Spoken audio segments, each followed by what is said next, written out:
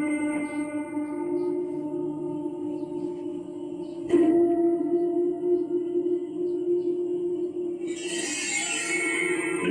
seram ini hanyalah satu pengalaman sahaja. Janganlah kita mudah terikut-ikut dengan apa yang dikongsikan.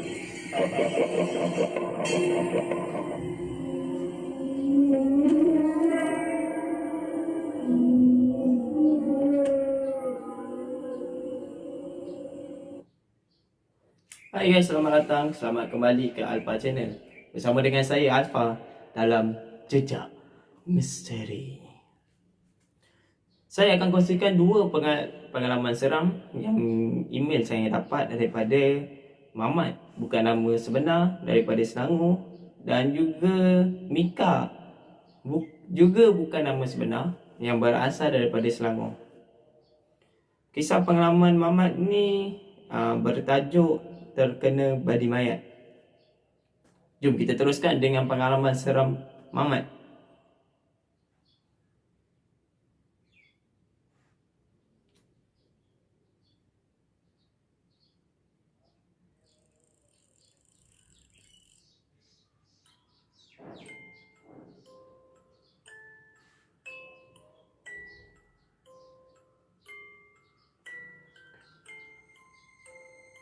Assalamualaikum Alpha.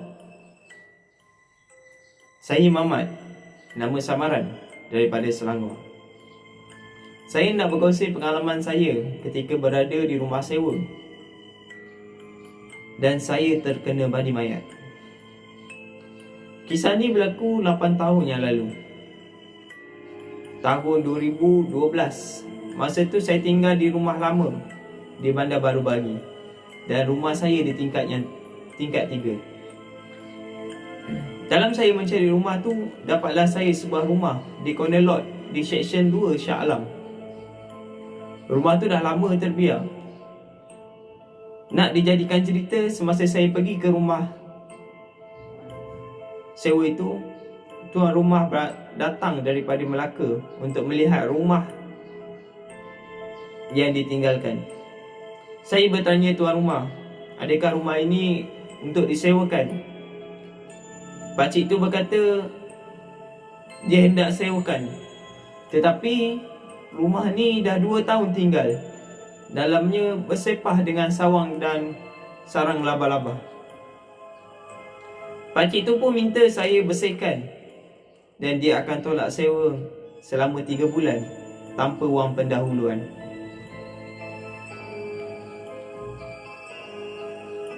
Bila rumah itu saya dah bersihkan, saya dah cat baru, saya masukkan api dan air, barulah saya berpindah ke rumah baru di Seksyen 2 Shah Alam. Pada malam pertama, tiada apa-apa gangguan yang saya terima. Tetapi pada malam kedua, isteri saya membentangkan tilam di ruang tamu sambil menonton TV. Bilik tidur saya masih lagi dalam keadaan bersepah dengan barang-barang kotak pakaian yang tidak bersusun lagi. Kami berdua pun tidurlah di ruang tamu. Lampu bilik air kami sengaja tidak matikan agar tidak terlampau gelap.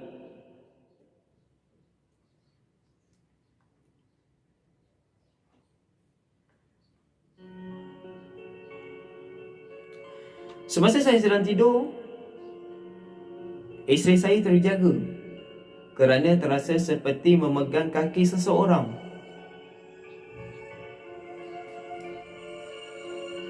Yang sedang berdiri. Pada mulanya isteri saya ingatkan dia terpegang kaki saya.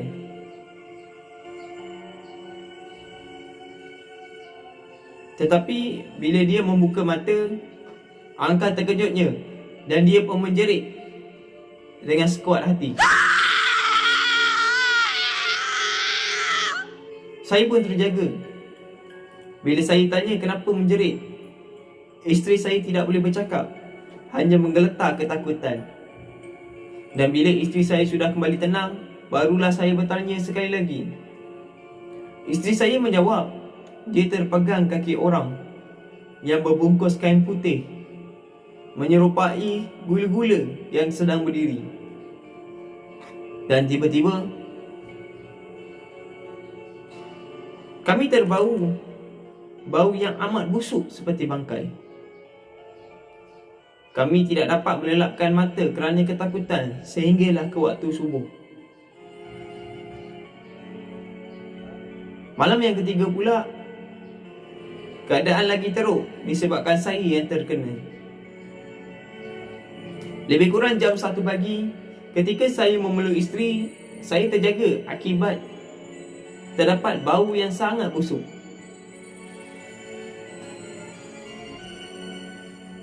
Saya dapati dengan segera saya membuka mata, dan alangkah terkejutnya saya apabila saya mendapati di dalam pelukan saya adalah gula-gula yang berbalut kain putih, kotor berlumpur.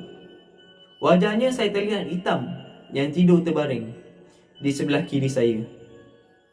Saya menjerit dan terlompat dari atas katil. Saya pun tak tahu entah berapa lama saya memeluk gula-gula itu sehingga habis badan saya berbau busuk seperti bangkai.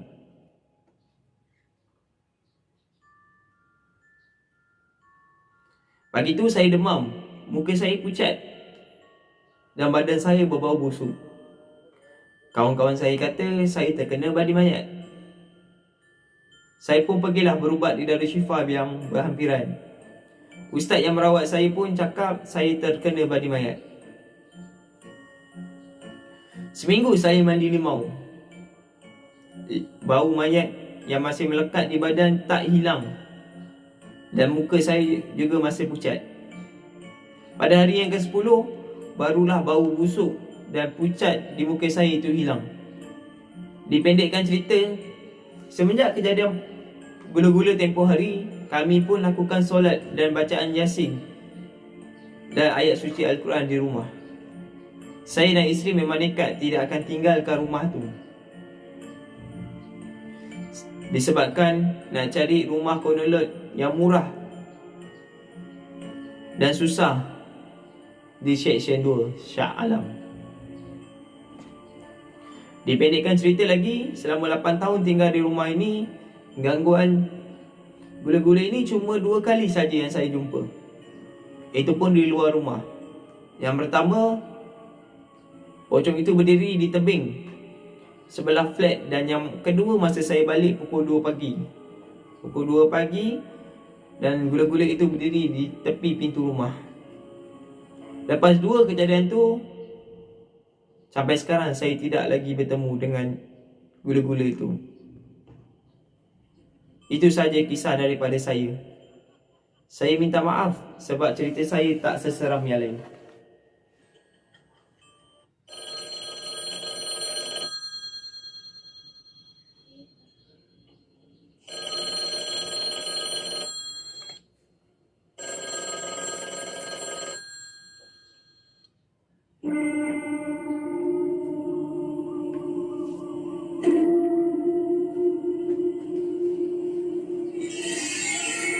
Cerita seram ini hanyalah satu pengalaman sahaja. Janganlah kita mudah terikut-ikut dengan apa yang dikongsikan.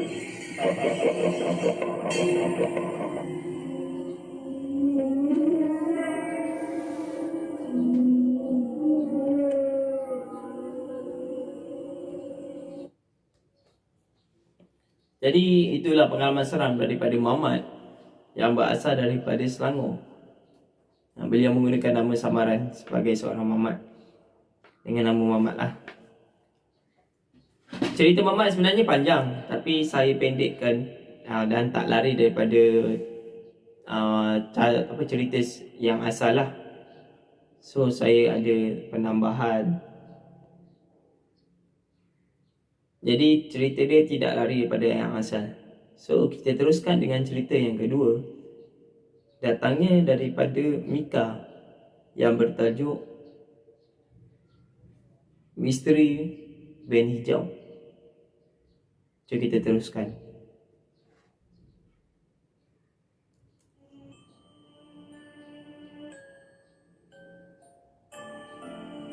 Assalamualaikum. Waalaikumsalam. Saya Mika, nama samaran daripada Selangor. Saya ingin berkongsi satu pengalaman seram saya ketika berada di tanah perkuburan yang saya rahsiakan tempatnya. Lebih kurang jam 9 pagi, ketika saya sampai di kawasan perkuburan arwah mak. Biasanya pagi-pagi pagar tidaklah dibuka lagi. Selalunya saya akan call penjaga kubur untuk dia membukakan pagar.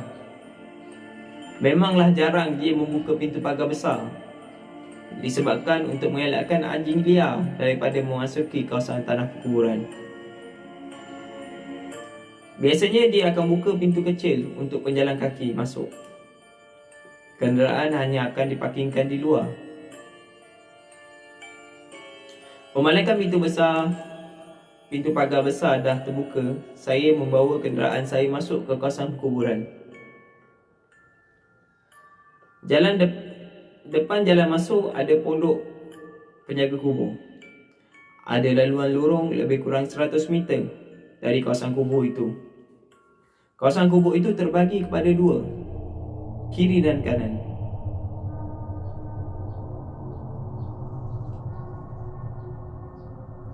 Dikatakan yang kanan itu dihaskan untuk penduduk kampung dan yang kiri pula adalah penduduk luar kampung, tetapi masih lagi dalam kejiranan yang sama. Arwah mak saya dikebumikan di sebelah kiri.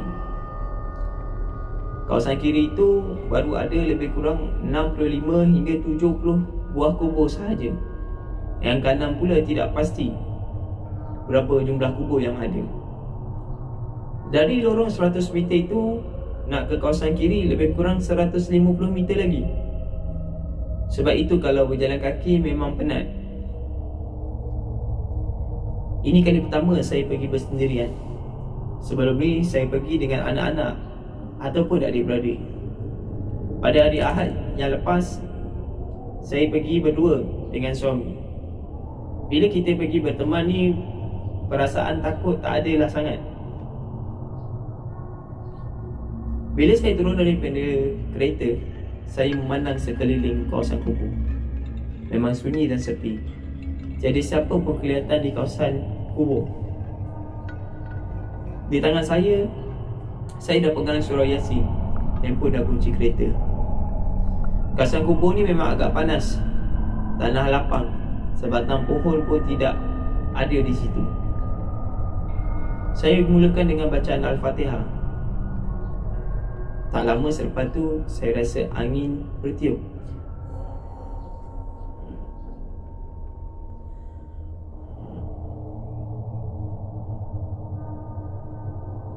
Habis Al-Fatihah, saya bacakan surah 3 Qul.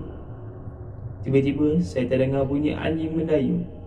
Hum, hum, hum, hum. Meliar mata saya memandang sekeliling. Tetapi saya sedapkan hati dengan bercakap, alah, tak ada apa-apalah. Saya habiskan surah bacaan 3 Qul dan terus memulakan bacaan Yasin. Dari tempat saya duduk, walaupun agak jauh, tetapi boleh menampakkan pondok penjaga kubur dan pintu pagar yang terbuka. Mata saya terpandang ke arah pintu pagar dan berharap agar ada waris-waris yang lain datang berziarah. Sedang saya membaca Yasin, saya ternampak ada sebuah van hijau masuk, jenama Toyota Hiace. Berhenti seketika di pondok penjaga dan kemudian melalui lorong di hadapannya dan tidak membelok ke kiri ataupun ke kanan. Sebaliknya terus jalan hingga ke akhir lorong dan menghilang. Walaupun mulut saya masih meneruskan bacaan Yasin, kepala saya masih terlihat-lihat ke arah van tersebut untuk memastikan ke mana arah van tersebut. Hati saya berdebar-debar. Perasaan takut tiba-tiba hadir. Tetapi saya seperti terpaku, tidak dapat bergerak.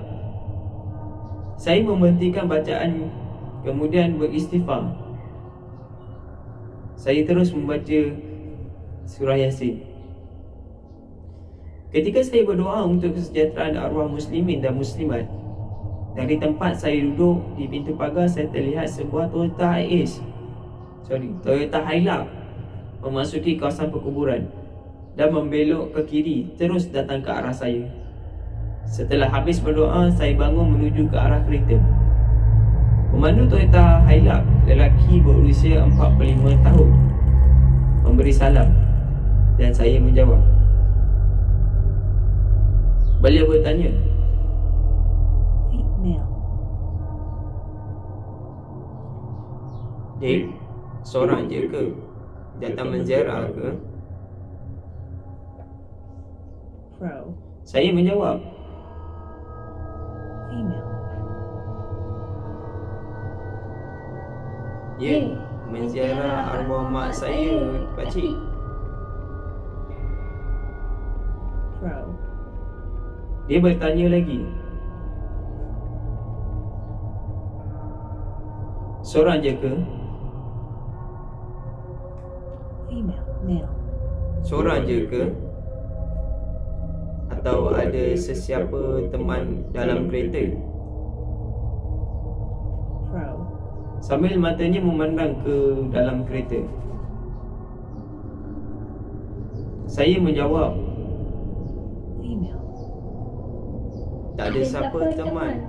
Saya seorang je, bang." Pro. Lelaki tersebut menjawab.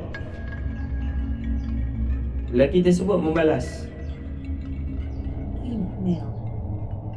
"Lain kali jangan sorang-sorang, Dik. Macam-macam kita tak tahu ada dekat sini. Antara nak bagi nampak atau tidak je." Pro. Saya terdiam. Mula terasa seram teringatkan van hijau tadi. Tetapi mulut saya tidak terkeluar untuk bertanyakan kisah van hijau tadi pada lelaki tersebut. Saya lihat lelaki itu mengeluarkan cangkul dan kemudian berkata, Female.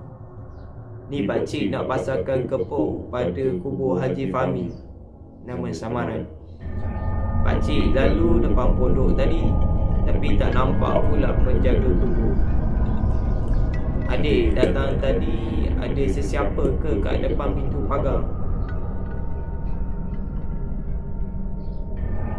Pro. Saya menjawab, Female. Male. Baby. Pro. Female. "Tak ada.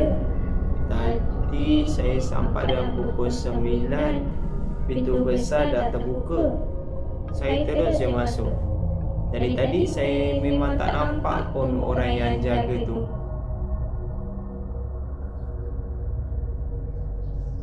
Pro.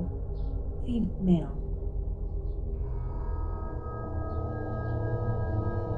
"Tak apalah, Dik. Dah habis ziarah kan? Ini geraklah balik. Tapi singgahlah mana-mana dulu. Jangan terus balik rumah. Lain kali jangan datang sorang-sorang. Pakcik ni memang dah biasa buat kerja sorang. Itu, ini, macam-macam dah alami. Ingat pesan pakcik." Pro.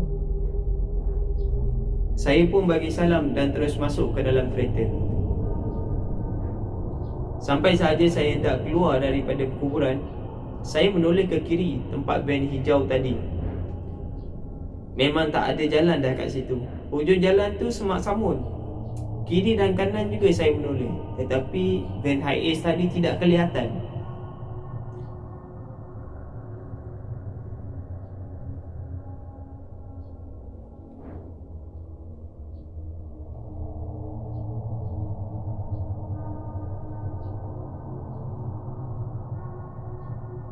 Itulah kisah daripada Mika yang berasal daripada Selangor.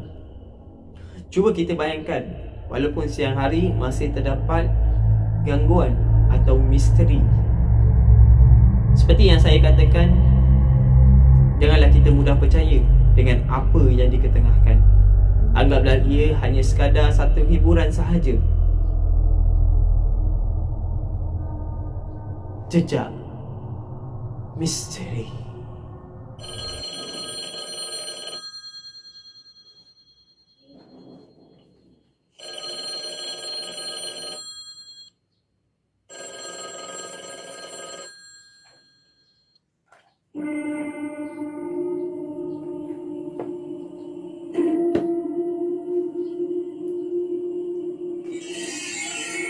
Cerita seram ini hanyalah satu pengalaman sahaja.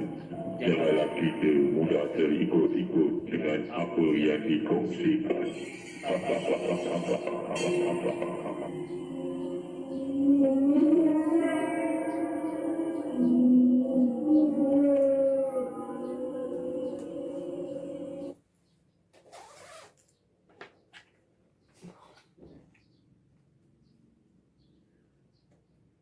Jadi guys, itu sahaja kisah pengalaman seram daripada Mika dan Mamat yang saya terima email ya. So pada korang yang lain, kalau nak hantar email pada saya akan kongsikan link kat bawah ni. So korang boleh hantar email pada saya.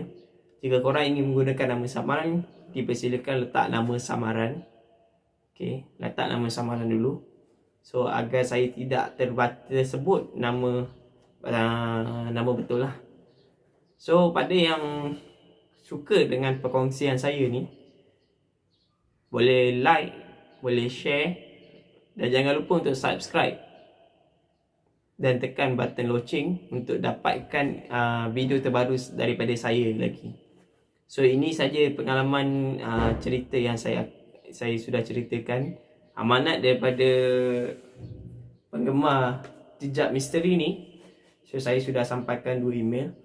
So mungkin next video saya akan sampaikan lagi pengalaman seram yang lain. Jika ada penambahbaikan daripada penggemar Jejak Misteri, korang boleh komen kat bawah. Dan jika ada email yang korang nak saya ceritakan pun boleh korang email pada saya. Okay guys, kita jumpa lagi pada video yang akan datang. Bye.